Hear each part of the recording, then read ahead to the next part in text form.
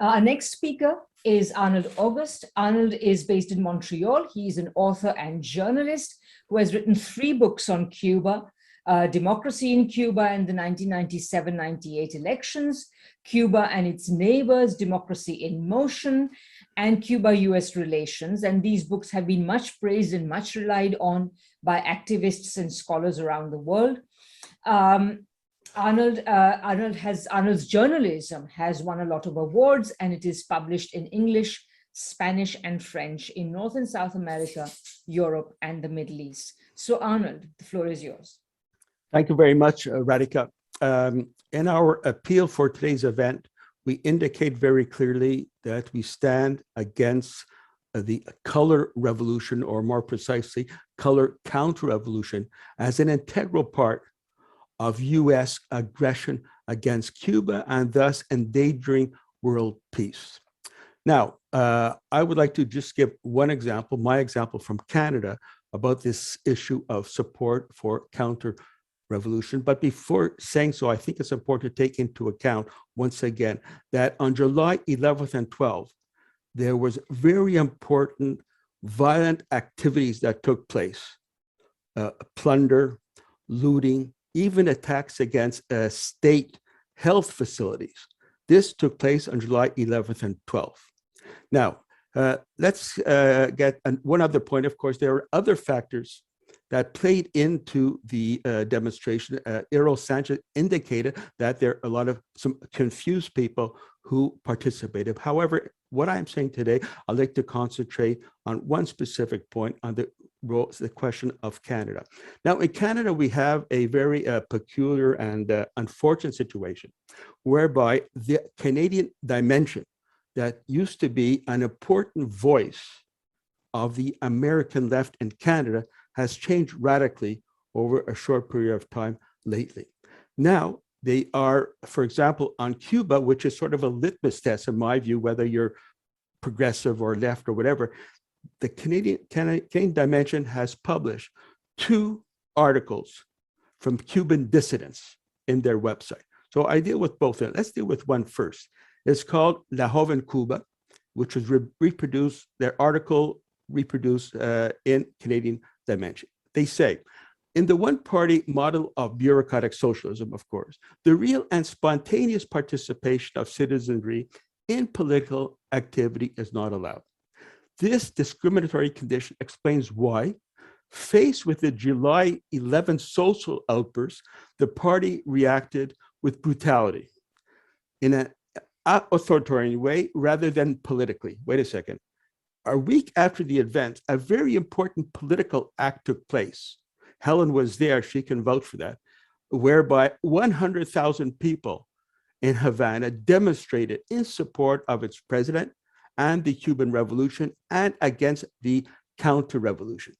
Now, this article in La Joven Cuba, published in Canadian Dimension, continues. Freedom slogans that swept the island indicate the demand of the citizenry to be recognized in a political process that has ignored them up to now. Now, wait a second. Where have you guys been? Where has La Joven Cuba been since 1959, after the Cuban Revolution overthrew a dictatorship, a neo-colonial stranglehold over Cuba, and began the process of developing real people's democracy, not just where citizens are just recognized, but where citizenry play an active role in their own revolution. Let's go on to their next gem.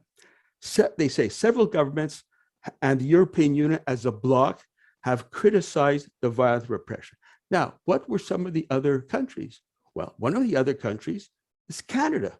So this puts the Canadian Dimension in a very difficult situation, because in principle, they are very much against the Canadian government, against Trudeau and his foreign policy.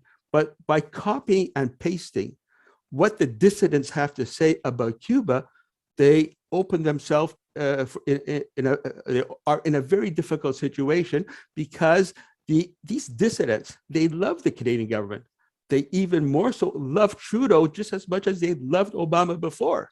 So let's see what the Canadian government said about July 11th that has so much impressed these dissidents.